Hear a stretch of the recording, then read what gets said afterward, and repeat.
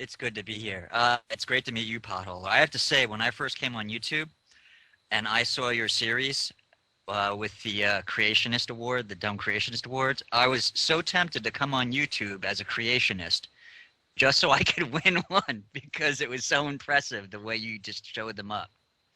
So, For those that may not be aware, we will put links in the description when this video is posted onto YouTube. But perhaps you just want to explain briefly what the Golden Crocoduck Award is for, Potholer. that's a good point. Yeah. Yes, yes. The Golden Crocoduck Award is awarded every year on the feast of St. Jude Thaddeus, who is the patron saint of lost causes, very appropriately.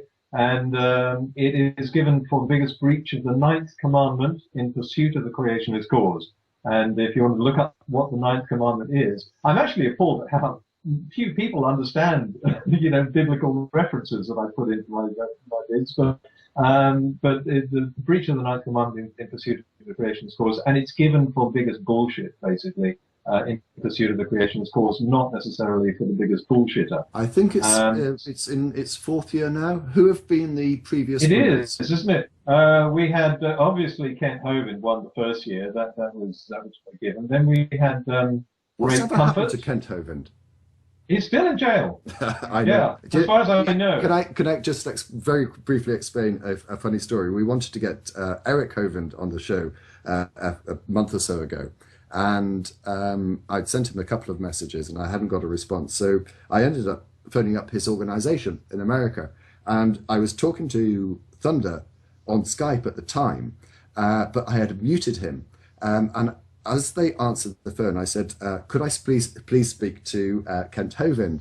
And the poor woman at the reception desk or whatever said, oh, I'm sorry, he's not available. Thunder at this stage was desperately typing in the Skype chat, it's Eric, it's not Kent. And I said, well, when will he be back? When is a good time to call? And she didn't go as far as say, oh, well, about 2015, you might be able to get him. But anyway, I'm sorry. Funny story. I thought it was funny. Back to you, Paul. Yeah, so then I think the following year we had Nephilim Free. And last year, of course, ended in a debacle because of the eligibility. Banana Man. Who did I have? Banana Man. Yes, that was Comfort, Ray Comfort. Ray Comfort. Yeah, I mentioned him. Oh, I'm sorry. Yeah, and Aminakin, of course, who I took out because she was no longer eligible under my own rules, and I did say that. Look, she recanted, she'd removed the video, she accepted she'd made a mistake. And, I've used these rules before. It happened with Stone Commander once when the original award, which is a separate award, which is for the question asked in the arrogant belief that there's no possible answer, was originally the Stone Commander Award. That's now become the Cock in honor of another YouTuber because Stone Commander accepted that he'd made a mistake. And if you admit that what you've done is through error or stupidity, and you're not lying, then you're not eligible for a Golden Crocoduck. But when this happened, there was a huge outcry and all kinds of accusations that I'd sold out. I think because she was a Muslim, and this had never happened before when I've done the same thing for Christians. But anyway, that was the outcome, and I said, look, if there's going to be so much of a fight over this, I don't want to run the award because it's supposed to be for fun.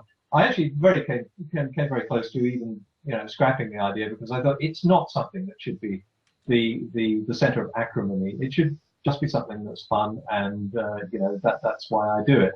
But anyway, a lot of people wrote in and they said that they really wanted the awards to continue. Well, I think it's enormous fun, and I would positively encourage you to continue with it, and I'm sure most of the people watching on Blog TV would say the same. Sorry, Thunder, we'll go to you quickly, but then we still don't know what Puka's question is. Back to you, Thunder, and then to Puka. It was that there are many who still are widely of the belief that you and Amenikin had actually come to some sort of agreement, and that was the end of the matter, and that I was clumping in with my size 14s and completely ruined everything. Now, what was the story on that again? Okay, I can tell you that there was no agreement. I couldn't even get to the bottom of. I got these emails. I tell you what it was. We got a lot of very racist emails coming through. I don't think I can even say what they were, but there were some that were clearly very racist. There were some that were advocating the mass slaughter of Muslims, and some really hateful stuff was going on. Now, in the meantime, I've been in touch with Amina because I wanted to get this resolved. She had flagged my videos. I wanted her to unflag them and get YouTube to restore them, and she refused to do that. So we were communicating all this time trying to get this done. And anyway, it transpired that she'd been getting a lot of these abusive ones as well. And we both agreed, it was our one area of agreement, that this is totally unacceptable. And so we decided, well, look, what a statement it would be if we produced a joint video. So despite our acrimony, we are jointly opposed to this kind of racism and this kind of categorization of Muslims. If it was against the Muslim faith, I have no problem with that. You can criticize it as much as you like. But once you start calling Muslims sand and a word that begins with N, I say yes, but this is purely racist. So we just want to, I thought people would say, well, we're behind you. We agree. This racism has no place in a discussion of religion. And yet I got all these complaints about how I caved in. I guess because I had dared to be in communication with her and make a joint video on this. And there were even a lot of people that said, yeah, but attacking Islam is not being racist. And you were willing to go right down to the wire on actually legally resolving this, as in you were actually willing to go to court over this one, yeah? I was indeed, and in fact, DPR, I think you probably know that Thunderfoot and I were in communication over this, and Thunder, thanks again. You were a great help in getting this resolved because of direct communication with YouTube and advising me on how to go on this. It took a lot of effort on my part. I got in touch with a legal firm in Seattle to take this to court, and it would have meant I would have had to fly to the United States to do it. And we were looking at how much money this would cost, perhaps starting up a fund. I don't get the idea that this was caving in. I was fighting this all the way. It wasn't so much in the end that I was fighting Amina. I think, to be honest, she's maybe a little bit dipsy and she didn't understand exactly what she was doing. She just thought, you're using my likeness and my videos and you're not allowed to do that. She didn't understand the legal ramifications. But YouTube did understand. It should have known better. And it was YouTube that, in the end, I was up against. No, I had a very brief exchange with her in PM because I did a video on her as well. The impression I got from what I saw of her website and the video she had originally done was that she had done that video more really as a marketing move. I mean, I don't know if she was a true believer on that issue or not, but she sold a particular type of headscarf or something, and she was building a customer base in the Islamic market. So I think that's why she initially was willing to back off it. But she also struck me as not very, like you said, she seemed a bit ditzy, not very business savvy. So, and it was unfortunate the way the whole thing went. But you see, it's interesting. It comes back to your original point and how you should only look at the facts and not at possibly the motivation behind a person and why they do it, like with Moncton. But and I was going to ask you how often you get overlap with that. For example, like you do have to actually, when you do what you do research somewhat their motivations, right? Even if you don't discuss it in the actual video or in the piece you're writing. That does come up, right? I can have a guess at their motivations because it's difficult not to understand, for example, when Moncton's doing a lecturing tour, who's financing it and understanding his personality to understand why he's doing it. The reason that I don't bring this up is because it detracts the argument. You know, when, again, it's like my experience of doing interviews. I've done hundreds of interviews with politicians and people. They will always try and steer the issue away from your line of questioning. When your line of questioning is specific and factual and getting down to the nitty-gritty, they try to move it on to something else. And I think we're in danger of doing that.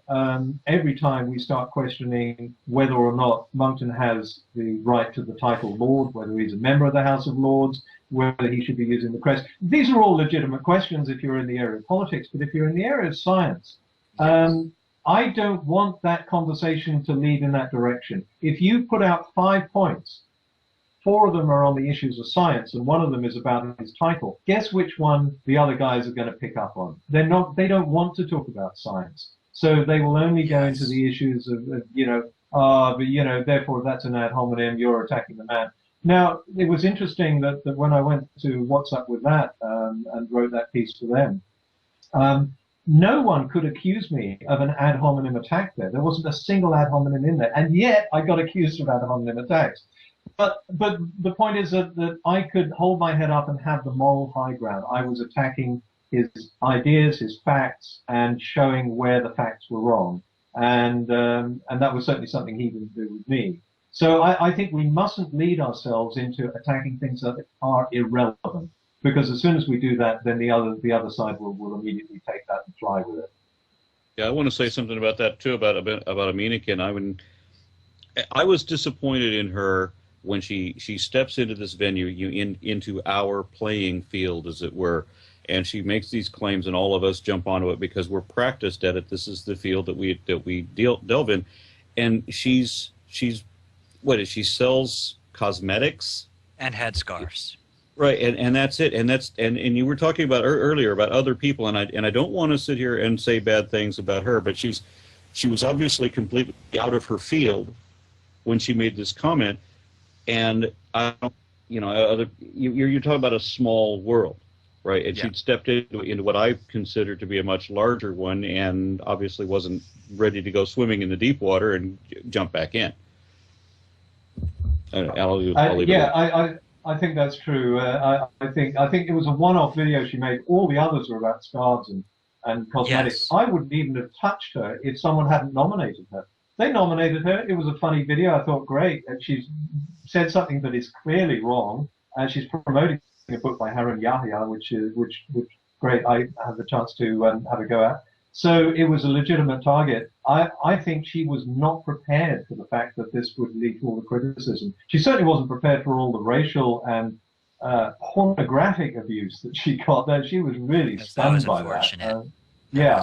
That's more than unfortunate. The fact that any of that came from the side that likens itself to rationalism, and higher lofty ideals is extremely disturbing to me. Disturbing. Yeah, I think you've got to accept that this is part of the course for behavior of people online. It's like road rage. When you decouple people from being in the same room, they behave differently. And the old saying that maybe epitomizes Anonymous is, because none of us are as cruel as all of us. And whether you like it or not, that's the sort of nature of mankind online.